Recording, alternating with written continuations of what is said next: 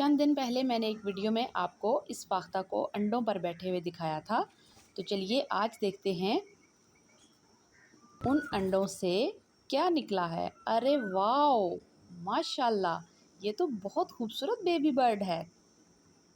ये है फाख्ता का छोटा सा बच्चा। देखिए ये कितने प्यारे अंदाज से बैठा है। हेलो बेबी बर्ड, बहुत खूबसूरत है ये। इसके माँ बाप इसको वक्फे वक्फे से खुराक ला ला कर खिलाते रहते हैं और ये इसी तरह से इसी हालत में बैठा रहता है।